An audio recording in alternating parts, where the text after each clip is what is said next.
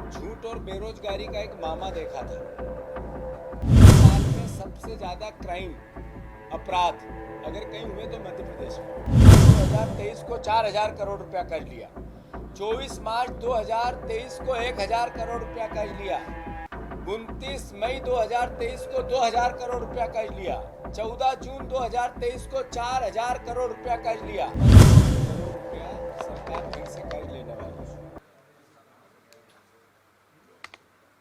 एक नोटिफिकेशन 2 दिन पहले आया आरबीआई का, जिसमें 5500 करोड़ रुपया सरकार फिर से कर्ज लेने वाली है।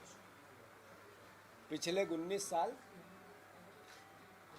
शिवराज जी जिस तरीके से बेहताशा बेरोजगारी और 30,000 रजिस्टर्ड झूठ बोले,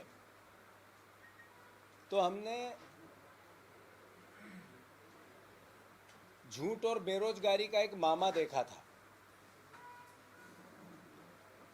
2 महीने से 30 साल में सबसे ज़्यादा क्राइम अपराध अगर कहीं हुए तो मध्य प्रदेश में।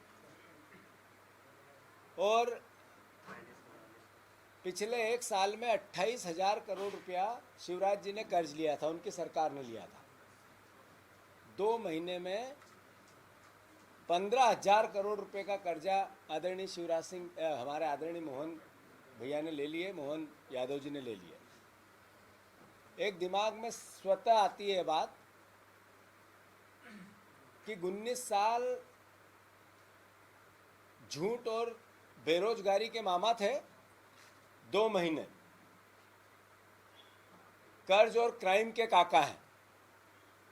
आप देखो कि कर्ज की अवधारणा इस सरकार ने किस तरीके से आत्मसात कर ली। 25 जनवरी 2023 को 2,000 करोड़ रुपया इनने कर्ज लिया। फिर 2 जनवरी 2023 को 3,000 करोड़ कर्ज लिया। फिर 9 फरवरी 2023 को फिर 3,000 करोड़ कर्ज लिया। 16 जनवरी 2023 को फिर 3,000 करोड़ रुपया कर्ज लिया। 23 फरवरी 2023 को फिर 3,000 रुपया कर्ज लिया, 3,000 करोड़ रुपया कर्ज लिया। 2 मार्च 2023 को फिर 3,000 करोड़ रुपया कर्ज लिया। 9 मार्च 2023 को फिर 3,000 करोड़ रुपया कर्ज लिया। 9 मार्च 2023 को फिर 2,000 करोड़ रुपया कर्ज लिया। 17 मार्च 2023 को 4,000 करोड़ रुपया कर्ज लिया। 24 मार्च 2023 को 1,000 करोड़ रुपया कर्ज लिया। 29 मई 2023 को 2,000 करोड़ रुपया कर्ज लिया। 14 जून 2023 को 4,000 करोड़ रुपया कर्ज लिया। 12 सितंबर 2023 को 1,000 करोड़ रुपया कर्ज लिया। 27 दिसंबर मोहन यादव जी जब से आए, 12 दिसंबर 2023 को 1,000 करोड़ रुपया कर्ज लिया। 27 दिसंबर को 2,000 करोड़ रुपया कर्ज लिया। फिर 23 जनवरी को 2,500 करोड़ रुपया कर्ज लिया। फिर 7 फरवरी को 3,000 करोड़ रुपया कर्ज लिया। और अब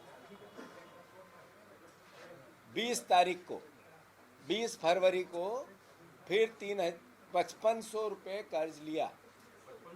55,000 करोड़ रुपये, 5,500 करोड़ रुपया, सॉरी, मैं मानता हूँ 3,57,000 करोड़ रुपए का कर्ज शिवराज जी छोड़ के गए थे।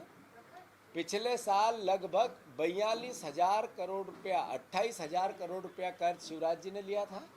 और लगभग 14,500 करोड़ रुपया कर्ज 2 महीने में आदरणीय मोहन यादव जी ने लिया। सवाल ये है, ये कर्ज लेते हैं तो करते क्या है? अभी अनुपूरक बजट आया था, बजट में कर्ज की अदायगी के लिए प्रोविजन है।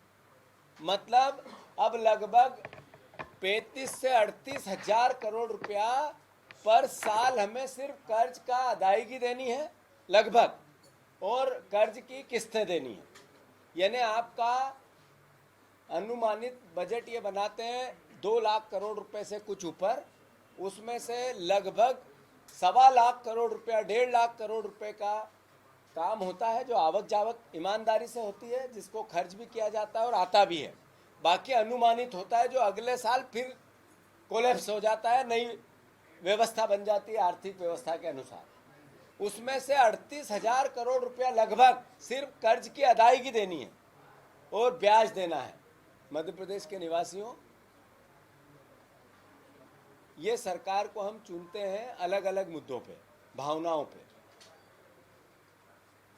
मंदिर और आस्था की बातों पे, और आर्थिक व्यवस्था आपके घर की बिगड़ती है, प्रदेश की बिगड़ती है। आपका बेटा बेरोजगार है, आपका बेटा नशा कर रहा है, आपके घर में महंगाई का तांडव है, आपके परिवार में कोई बीमार हो जाए तो त्राही त्राही मच जाती है। अब आप देखो कि हर तरह की आर्थिक अराजकता हर परिवार में है। एक परिवार ऐसा नहीं है जिसमें किसी प्रकार की यातना। 80% लोग कर्जदार हैं। आज किसी न किसी बैंक का कर्जा है, साहूकार का कर्जा है, कोई संपत्ति बिक्री है। ये हालात मध्य प्रदेश के हर घर के हैं और इसी का असर सरकार पे है। तो मैं मानता हूं कि जैसे मैंने शुरुआत में कहा, हमने पहले अद्भुत नंबर 1 बेरोजगारी और 30,000 रजिस्टर्ड झूठ जो विधानसभा में दिए गए, आश्वासन दिए गए, जो सरकारी कागजों में है, शिवराज जी ने कहे थे। तो झूठ और बेरोजगारी के मामा थे शिवराज जी। सबसे बड़ा झूठ बहनों से बोल के गए कि मैं 3,000 करोड़ रुपया आपको दूंगा, 3,000 रुपया पर मंथ दूंगा। चुनाव बाद एक 1,200 रुपये दे रहे हैं और वो भी सांसें ले रही है। ये कर्ज का लेते हैं तो करते क्या है? क्या ये कर्ज लेकर इनने प्रोविज़न किया है कि हम 2,700 रुपये किसानों का जो हमने वादा किया था वो देंगे? नहीं किया। अभी अनुपूरक बजट में इसका कोई प्रोविज़न नहीं है। इन्होंने 3,100 रुपये धान की अदायगी की, खरीदी की, हम पैसा किसान को देंगे, ये बजट में प्रोविज़न नहीं किया। साथियों, मध्य प्रदेश के वासियों, किसान भाइयों, देश में आंदोलित है किसान। किसान आंदोलित इसलिए है कि 2014 में नरेंद्र मोदी जी ने किसानों से कहा था, प्रचार करते वक्त लोकसभा के, कि किसान की जितनी लागत आती है, कितनी बिजली, कितना बीज का दाम, कितना खाद का दाम, कितना डीजल का दाम, फिर उसमें मजदूरी जोड़ो और फिर उससे डबल करो और फिर उसकी MSP मिनिमम सपोर्ट प्राइस तय करो। मोदी सरकार आएगी तो किसानों के